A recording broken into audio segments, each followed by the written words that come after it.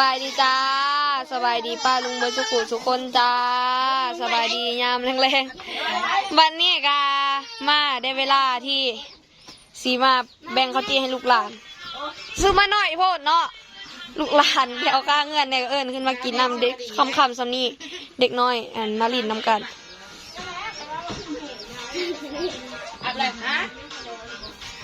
แบ่งครึ่งเอาเด้อมันจังพ่อคนแบ่งครึ่งมานี่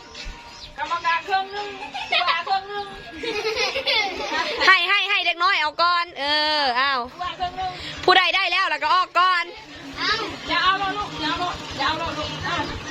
ออกบันนี่ได้แล้วออกไปหานั่งกินพู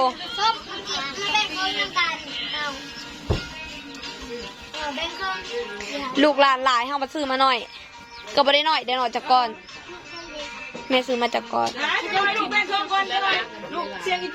มื้อเช้าอันนี้ก็กินบักหลายๆแล้วมื้อเช้านี้บ่มีนมเขาเจ้ากินดีดอกหาก็ได้นมตอนหาก็ไปซื้อมาตะกี้นี่ถ่าใส่นุ่มกับโบถ่าเนี่ยนั่นแหละผู้ใดกินดีดอกมื้อเช้านี่ค่ะชิ้น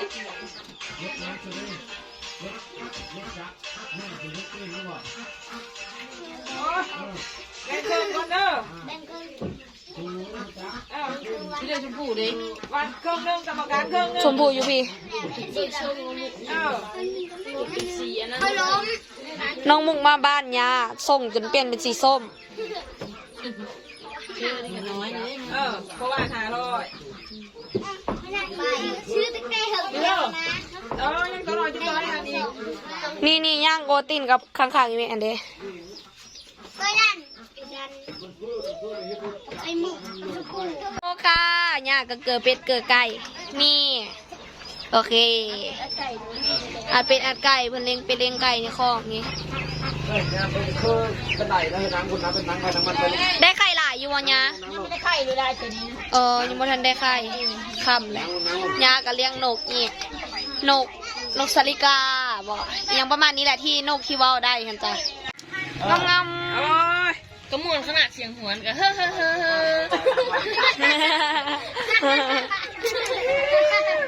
กัดดิ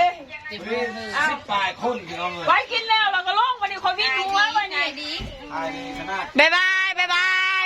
บ๊ายบายบ๊ายบายแล้วก็บ๊ายบายใช่ไหมบ๊ายบายลงไปอยู่คุณวันนี้วิ่งดูว่ายังนะโอ้มันเป็นไฟแสงอีกคำแล้วยังบ่ทันเมื่ออยู่เด็กๆมาลิ่นอยู่เพื่อนย่าโอ้ยหนานุ่มเนาะเบิ่งไอ้คิมเด็กน้อยหลายบ่ไอ้คิมหลานลุงปั่นบ่นะนี่จ้าโอ้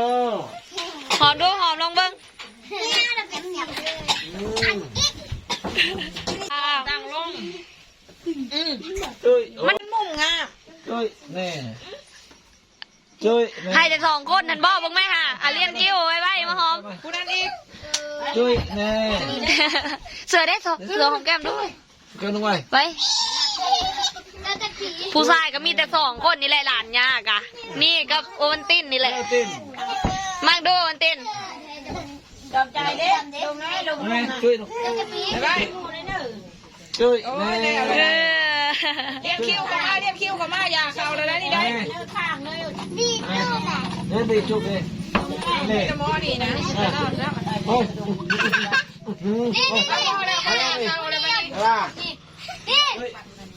จุ้ยแน่มากินข้าววันนี้ตอนนี้ก็สิพากันกินข้าวเด้จ้าเด็กๆบางคนก็กินแล้วเพราะว่าพอปันหม่องกับมันให้พอปัน1 มันบักหลาย1 ปลาลุงเลยกินอิ่มเบิ้ลละบ่จำใจกินละล่ะบอกกินกินข้าวจี้อีกกินอีกอย่างอีกหลายๆอย่างลูกหลานได้กินแล้วเข้าใจเอามาให้ลูกหลานข้าวนะมินเด้ปัดในมือแล้วกินข้าวแล้วก็ซิเมื่อวิละเด้จ้าใช่พี่ตาบอลข้าวหลานเพื่อนกะจำใจกับไปแพงไอ้ลุงแพงบ่ลุงนะบ่ได้แพงเลยเสือนะบอกใกล้เลยลุงเลยไ อย่าปะอย่าจับอย่าจับ ข้าว ทุยา ใจ คุณย่ามาอยู่ยุค นี่ดิไล่มาไปว่า เท่าไหร่เลยลูกนี่นะ เนี่ยว่าได้เลยคุณย่าคุณย่าคุณย่าเอาเธอละคนจกอีก ไปทำเราเลยป่ายังเคยว่าก็เลยตีใหญ่เลย ว่าได้ตีลูกนี่หลังปัดได้เลยชุบเตยได้คุณหลังคนนี้ลูกเกตคนนี้ผมนี่นะชุบเตยนั่น มาลงมาเอ้า คุณย่าก่อนไปทุ่งหญ้าแล้วไม่เจ้าเลยไปเมื่อได้มาดีคอยได้ทานได้บายเด้อบายเด้เด้อจิเมื่อแล้ว แก้มลูกกันมาแก้มลูกไปช่วยโอ้ยเอาแก้มลูกเอาแก้มลูกไว้จังเลยช่วยว่าใครจะเข้าไปใกล้ไหมเอาใหม่เช็ดขี้มูกก่อน เอาแก้มโอ้ยเข้าใจบ้านจะพูดไหม จะได้วิญญาเด้ โอ้ยหอบเลย วิญญามาได้ไหมวิญญายังเที่ยวเจ้าเลยหายบายเชื่อในประเทศแม่ลูก อะไรพอดี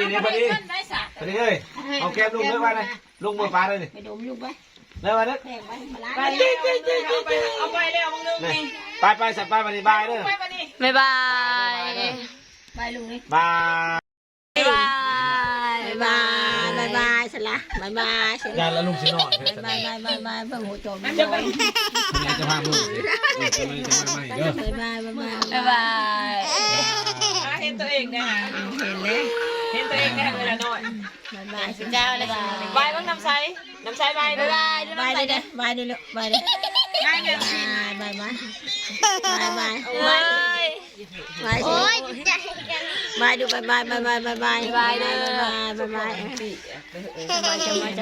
ยเป็ดตัวนี้มีไข่ไม่ได้ตัวผู้ซื้อ บ